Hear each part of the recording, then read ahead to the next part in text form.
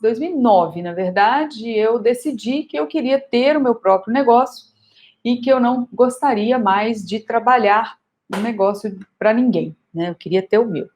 E aí, eu pedi demissão, eu era gestora de uma rede de concessionárias, eu pedi demissão, e essa demissão, ela foi gradual, assim, a gente, na época, a gente combinou que eu tinha 180 dias para me desligar da empresa e tal, e isso aconteceu em abril de 2010. Abril de 2010. Isso. E aí, nesse período que eu fiquei, né, o que eu vou fazer? Eu me desliguei da concessionária e eu fiquei, o que eu vou fazer da minha vida? Né, tinham quase 10 anos que eu respirava motocicleta, que eu, enfim, eu sabia tudo de motocicleta, eu só vivia gestão de motocicleta, mas eu sempre tive para mim que se eu soubesse fazer uma coisa ou outra, eu ia acabar sempre podendo fazer qualquer administração, né? E aí eu fui, e uma coisa eu tinha certeza, quando eu pedi demissão, eu falei, eu não quero mais viver de comércio, né? Eu tinha essa rotina de trabalhar 12, 13, sei lá quantas horas por dia, era muito, muito estressante, quando a gente está nesse ramo específico, né, de concessionária de motocicleta e de automóvel, acho que é a mesma coisa, a fábrica, ela fatura moto para você, sem você querer comprar, ela te dá algumas motocicletas ali, entendeu? E você precisa ter um fluxo de caixa muito grande, um capital de giro enorme, todos os dias você depende da loja aberta para poder vender. Aquilo ali era muito, muito estressante, acho que não só para mim, todo mundo que trabalhava, e quando eu decidi sair, eu falei, eu não vou mexer com comércio mais. E aí eu comecei a pesquisar como que seria eu mexer com um serviço, né? Como é que eu comecei a entender o que era esse mundo de serviços, como que se trabalhava.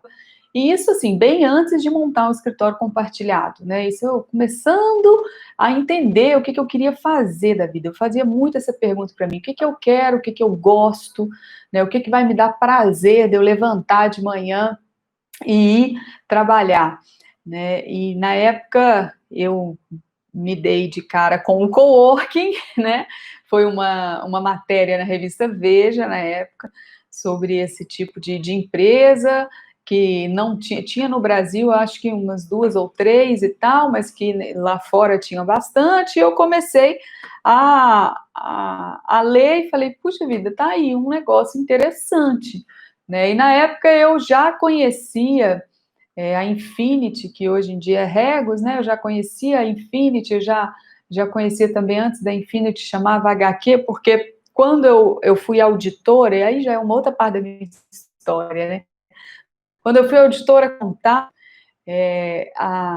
era no mesmo prédio da HQ na época, e várias reuniões a gente acabava usando essa estrutura, e nossa, isso aí eu estava na faculdade ainda, quando eu fui auditora contábil, né? Eu fui auditora numa multinacional. Mas enfim, aí o que eu quero dizer é que eu já conhecia esse tipo de empresa que alugava estrutura temporária, vamos falar assim. Na época era isso que tinha na nossa cabeça, né? Bom, aí eu comecei a estudar sobre o coworking, vi que aqui no Brasil não tinha nada a respeito disso, falei, caramba, e tal, e aí comecei a estudar as empresas lá de fora, e o mercado lá de fora também não tinha muita informação, mas eu comecei a formar aí o meu próprio modelo de negócios, né? E eu tô contando isso tudo por quê? Porque uma coisa eu tinha eu tivesse aquela vida que eu tinha quando eu trabalhava no comércio, quando eu tinha que abrir a loja e eu dependia do dia, né, para poder vender e pagar as contas e tal, e era um Deus nos acuda. Eu lembro que veio a crise de 2008 e arrebentou assim o mercado, né? A gente vendia, sei lá, 100 motos por dia, um negócio assim, e de um dia para o outro a gente passou a vender 3, 4, e foi um desespero total, isso em 2008, né? E aí, assim, eu não queria mais, resumindo aquilo para minha vida, eu queria um negócio que me desse mais tranquilidade, né? Eu sou uma pessoa que adoro, já falei para todo mundo que me segue que eu adoro esporte, eu gosto muito de viajar, eu prezo muito a qualidade de vida, e na época eu nem tinha filho, né? Hoje em dia, então, a gente preza mais ainda, né? Que eu tenho um menino pequeno. Mas isso tudo me fez pensar, o que eu queria fazer da minha vida. Me deparei com o coworking, né? Eu sabia que eu queria empreender, eu queria ter um negócio de serviços, e aí o coworking caiu, veio a calhar de ser um negócio que eu enxerguei a possibilidade de ter qualidade de vida. E foi engraçado que quando eu comecei a estudar o coworking, né, esse compartilhamento de escritório, e era até muito difícil de entender. Eu mesma que estava montando o negócio, para mim mesma falava, não, deixa eu me basear naquilo que já existe ali, porque esse negócio está muito novo aqui, né? Isso 10 anos atrás. E uma coisa eu tinha certeza, eu não podia fazer com que essa empresa dependesse da Bruna para sobreviver, né? Então, lá na concessionária onde eu trabalhava, as coisas dependiam muito de mim, eu era centralizadora, né? Vou falar isso aqui depois, outra hora aqui na live, mas... e as coisas dependiam muito de mim, as decisões dependiam muito de mim, e eu falava, quando eu saí, eu falei comigo, eu não quero uma empresa que dependa da Bruna, eu quero uma empresa que vá sozinha, né? Que eu possa fazer as minhas coisas, eu possa ter essa liberdade, que todo empreendedor, na verdade, né, gente, a gente quer ter uma certa liberdade, apesar da gente trabalhar, às vezes, até mais, só que é diferente, né? Às vezes, eu hoje, só fazendo um adendo, assim, eu hoje sento para trabalhar. Atualmente estou aqui no home office, né? Sento para trabalhar aqui, 104 horas, trabalho as 4 horas, são as 4 horas que eu dedico realmente, assim, sem desfocar e tal, e dá certo. Bom, e aí quando eu tive comigo, né, que eu queria ter um negócio que me desse liberdade, que eu pudesse empreender e que mesmo assim eu pudesse ter aí uma qualidade de vida, eu falei, bom, eu preciso então ter um negócio que tenha processos e métodos definidos, né? Eu sabia, eu tinha a experiência de que controlar tudo não dava certo, porque na concessionária eu controlava tudo, então eu tinha essa experiência que não era legal, e eu tinha para mim que eu precisava ter um negócio que não dependesse da Bruna. Bom, aí o que aconteceu? Quando deu uns 2 anos de empresa, um pouco menos de 2 anos de CWK Coworking, eu decidi franquear o meu negócio.